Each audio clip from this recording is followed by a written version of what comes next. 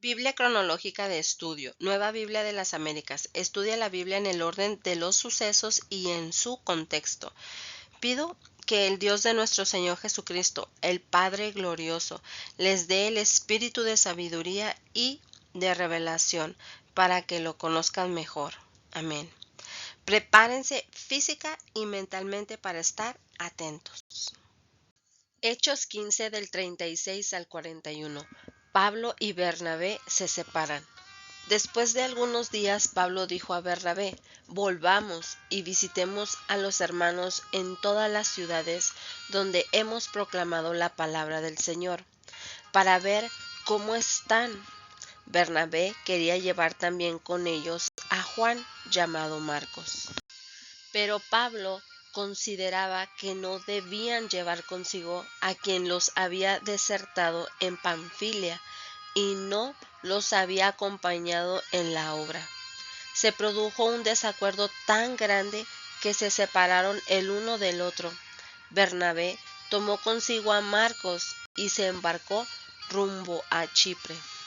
Pero Pablo escogió a Silas y partió, siendo encomendado por los hermanos a la gracia del Señor, y viajaron por Siria, Cilicia, confirmando a las iglesias. Hechos 16 del 1 al 40. Pablo escoge a Timoteo. Pablo llegó también a Derbe y a Listra, y estaba ahí cierto discípulo llamado Timoteo, hijo de una mujer judía creyente, pero de padre griego, del cual hablaban elogiosamente los hermanos que estaban en Listra y en Iconio. Pablo quiso que éste fuera por él, y lo tomó y lo circuncidó por causa de los judíos que había en aquellas regiones, porque todos sabían que su padre era griego. Según pasaban por las ciudades, entregaban los acuerdos tomados por los apóstoles y los ancianos que estaban en Jerusalén para que los observaran. Así que las iglesias eran confirmadas en la fe y diariamente crecían en número. Visión de Pablo del hombre Macedonia. Pasaron por la región de Frigia y Galacia, habiendo sido impedidos por el Espíritu Santo de hablar la palabra en Asia. Cuando llegaron a Misia, intentaron ir a Bitinia, pero el Espíritu de Jesús no se lo permitió. Entonces pasaron por Misia, descendieron a Troas. Por la noche se le mostró a Pablo una visión. Un hombre de Macedonia estaba de pie, suplicándole: pasa a Macedonia y ayúdanos. Cuando tuvo la visión, enseguida procuramos ir a Macedonia, persuadidos de que Dios nos había llamado para anunciarles el Evangelio. Conversión de Lidia. Así que, saliendo de Troas, navegamos rumbo directo a Samotracia y al día siguiente a Neápolis. De ahí fuimos a Filipos, que es una ciudad principal de la provincia de Macedonia, una colonia romana. En esta ciudad nos quedamos por varios días. El día de reposo salimos fuera de la puerta, a la orilla de un río, donde pensábamos que habría un lugar de oración. Nos sentamos y comenzamos a hablar a las mujeres que se habían reunido, y estaba escuchando cierta mujer llamada Lidia, de la ciudad de Tiatira, vendedora de telas de púrpura, que adoraba a Dios, y el Señor abrió su corazón para que recibiera lo que Pablo decía. Cuando ella y su familia se bautizaron, nos rogó: si juzgan que soy fiel al Señor, vengan a mi casa y quédense en ella. Y nos persuadió a ir. Conversión de la muchacha divina. Mientras íbamos al lugar de oración, nos salió al encuentro una muchacha esclava que tenía espíritu de adivinación, la cual daba grandes ganancias a sus amos, adivinando. Esta, siguiendo a Pablo y a nosotros, gritaba: «Estos hombres son siervos del Dios Altísimo, quienes les proclaman el camino de salvación». Esto lo hacía por muchos días, pero desagradando esto a Pablo, se volvió y dijo al Espíritu: «Te ordeno en el nombre de Jesucristo que salgas de ella».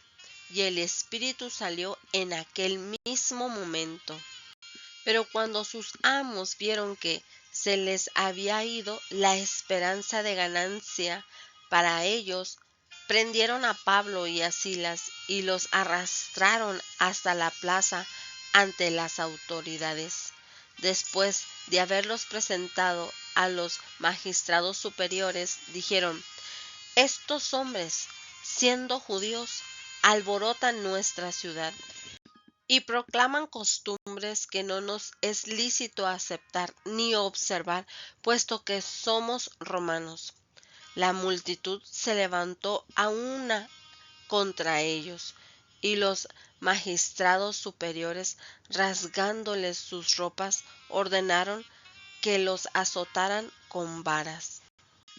Después de darles muchos azotes, los echaron en la cárcel, ordenando al carcelero que los guardara con seguridad, el cual, habiendo recibido esa orden, los echó en el calabozo interior y les aseguró los pies en el cepo.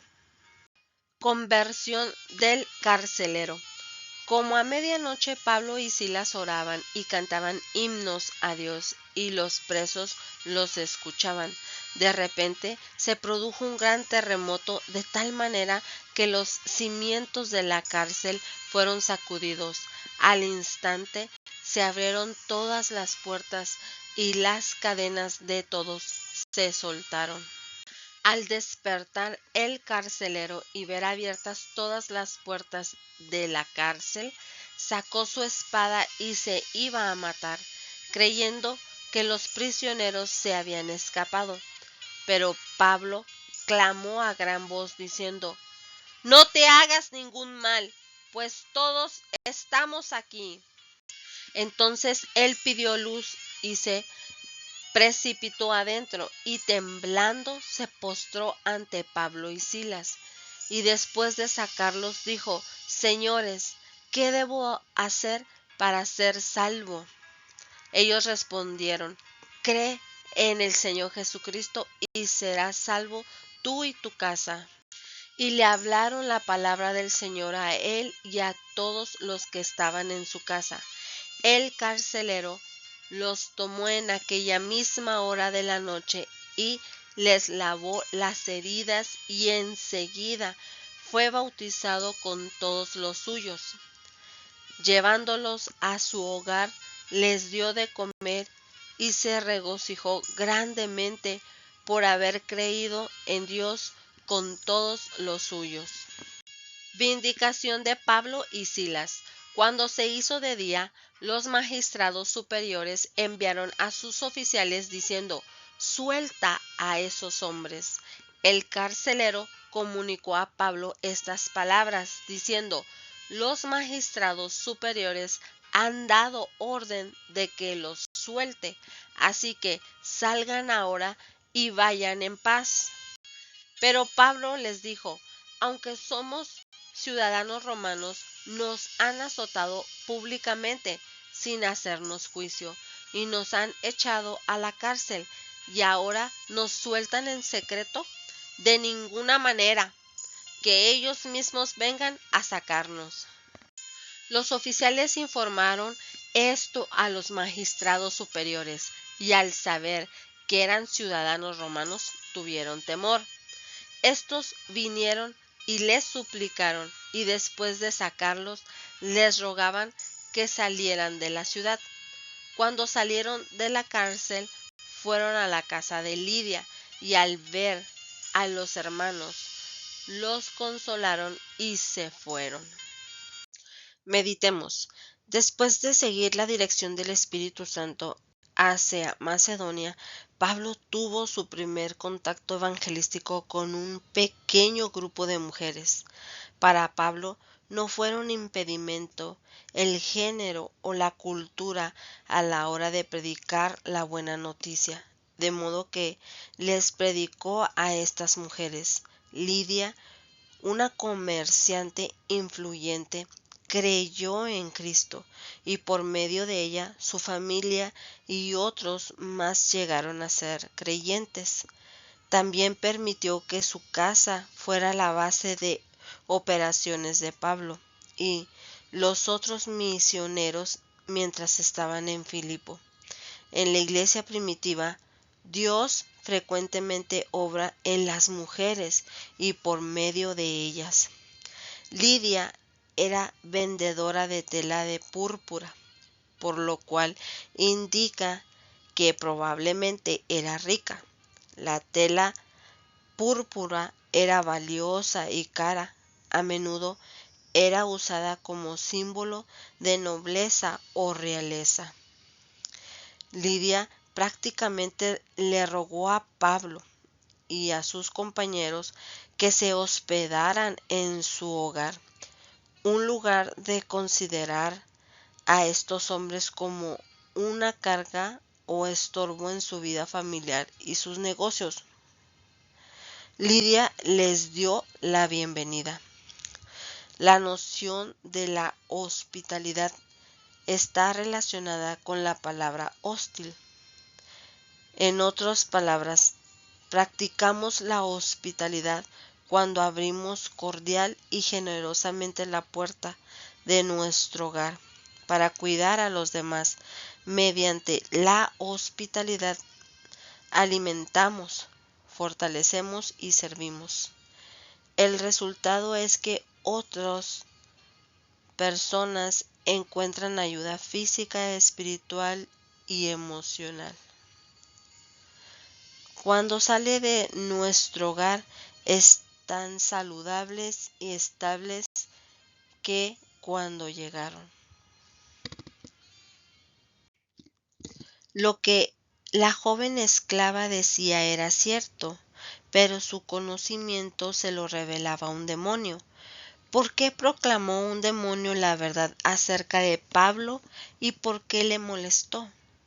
Si Pablo hubiera aceptado el testimonio del demonio, habría dado a entender que la buena noticia estaba ligada a las actividades demoniáticas.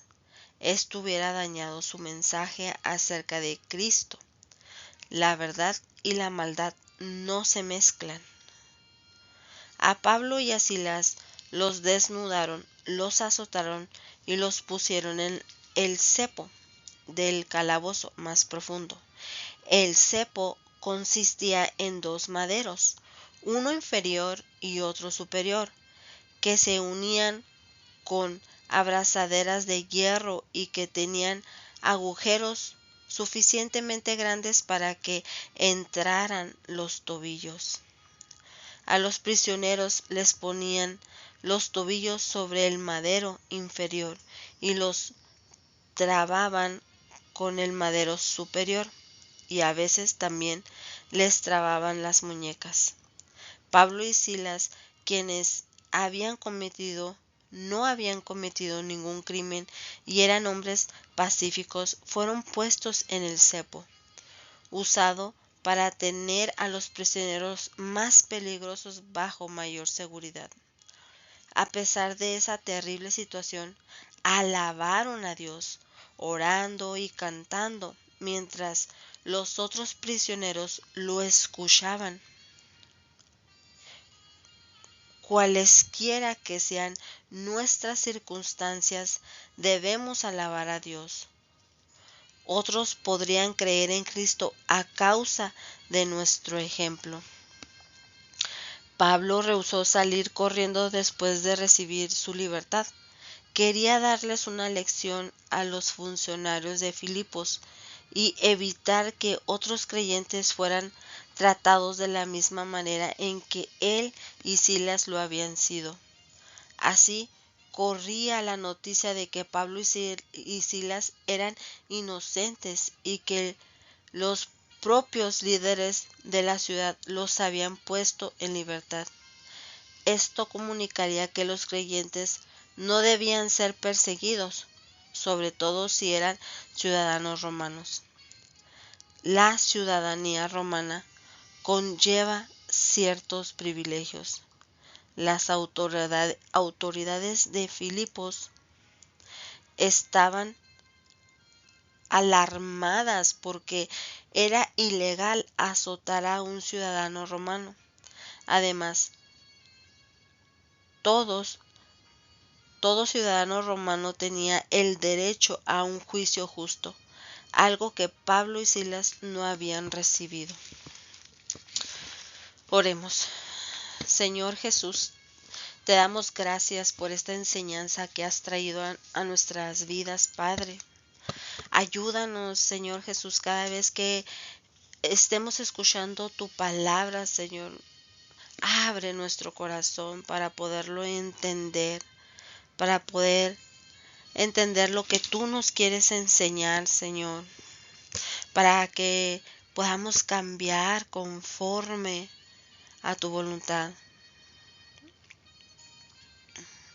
Espíritu Santo, ayúdanos, enséñanos, dirígenos. Toma el control de nuestra vida.